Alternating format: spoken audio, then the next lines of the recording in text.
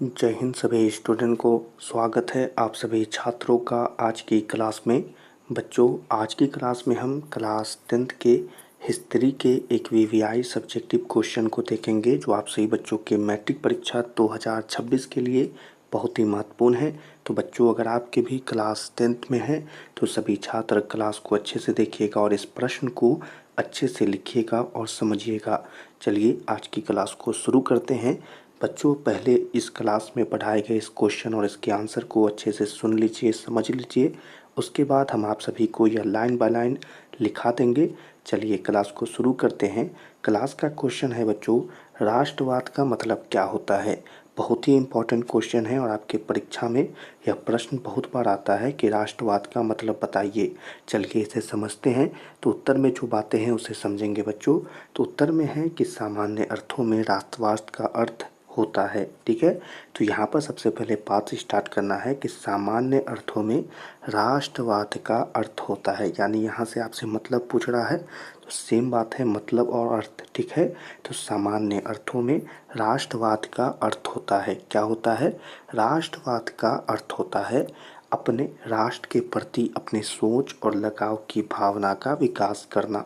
ठीक है, तो सामान्य अर्थों में राष्ट्रवाद का अर्थ क्या होता है, अपने राष्ट्र के प्रति अपने सोच और लगाव, ठीक है, सोच और लगाव की भावना का विकास करना। ठीक है बच्चों, चलिए तो यहाँ पर अगर एक बातों को समझेंगे तो यहाँ पर आप कह भी सकते हैं कि दूसरे अर्थों में हम कह सकते हैं कि राष्ट्रवाद एक ऐसी भावना है जो किसी विशेष भौगोलिक, सांस्कृतिक या सामाजिक परिवेश में रहने वाले लोगों में, ठीक है, तो पहले यहाँ तक बात समझेंगे। ठीक है, तो आप इसे और अच्छे से समझाने के लिए यहाँ पर लिखेंगे कि दूसरे अर्थों में हम कह सकते हैं कि राष्ट्रवाद जो आपको प्रश्न पूछा जा रहा है यह क्या है, तो यह एक ऐसी भावना है जो किसी विशेष भौगोलिक और सांस्कृतिक या सामाजिक, ठीक है, तो इन तीनों चीज़ को आपको ऐड करना है, भौगोलिक, सांस्कृतिक या सामाजिक परिवेश में रहने वाले लोगों, ठीक है, तो रहने वाले लोगों में एकता की वाहक बनती है, यानी कि रहने वाले लोगों के बीच में एकता को क्या करती है, तो बनाती है या उसकी वाहक होती है। ठीक है, तो यहाँ पर आप अंत में लिखेंगे, अतः हम कह सकते हैं कि राष्ट्रवाद क्या है, तो एक भावना है जो एक मनुष्य की है, ठीक है, और इसी से राष्ट्रवाद का उदय होता है। ठीक है बच्चों, तो चलिए अच्छे से समझ गए होंगे। छोटा सा प्रश्न और इसका आंसर भी बहुत ही छोटा सा पर महत्वपूर्ण है, अच्छे से समझ लिए हैं तो इसे हम आपको लिखा देते हैं। चलिए बच्चों, सबसे पहले प्रश्न लिखेंगे या क्वेश्चन लिखेंगे और उसके बाद यह प्रश्न लिखेंगे कि राष्ट्रवाद का मतलब क्या होता है। चलिए जल्दी से लिखिए, राष्ट्रवाद का मतलब क्या होता है। ठीक है, उसके बाद उत्तर लिखेंगे और इसके आंसर को लिखना शुरू करेंगे। तो चलिए जल्दी से लिखिएगा, सामान्य अर्थों में राष्ट्रवाद का अर्थ होता है। चलिए, सामान्य अर्थों में राष्ट्रवाद का अर्थ होता है, अच्छे से लिखिएगा, सामान्य अर्थों में राष्ट्रवाद का अर्थ होता है अपने राष्ट्र के प्रति अपने सोच और लगाव की भावना का विकास करना।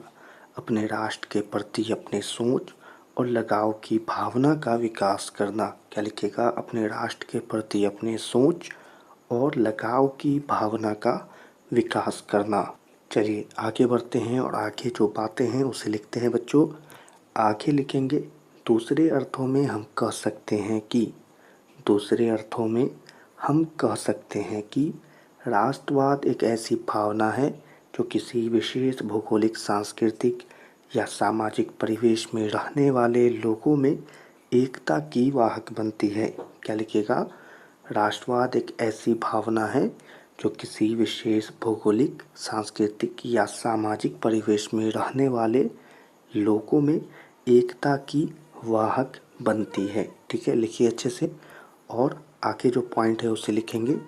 अतः हम कह सकते हैं कि राष्ट्रवाद एक भावना है। ठीक है, तो इसे भी जरूर लिखेंगे, क्या है, अतः हम कह सकते हैं कि राष्ट्रवाद क्या है, एक भावना है। ठीक है बच्चों, तो चलिए इसे अच्छे से आप ज़रूर लिख लीजिएगा, बहुत ही महत्वपूर्ण है और अपने राइटिंग को भी सुधारेंगे। रोज़ लिखिएगा तो आपकी राइटिंग भी बेहतर होती जाएगी और अच्छी होती जाएगी। तो इसीलिए अपने राइटिंग को भी अच्छा करना है ताकि आपको मैट्रिक परीक्षा में बहुत अच्छे अंक प्राप्त हों और मैट्रिक परीक्षा 2026 में आपका रैंक भी बहुत अच्छा आए, इसके लिए मेहनत करते रहिए, अच्छे से पढ़ाई करते रहिए। चलिए आज की क्लास को यहीं पर समाप्त करते हैं। क्लास पसंद आई हो तो लाइक करें और अपने मैट्रिक परीक्षा 2026 के लिए चैनल को ज़रूर सब्सक्राइब करें। सभी छात्रों से मिलेंगे अगली क्लास में। तब तक के लिए आप सभी छात्रों को जय हिंद।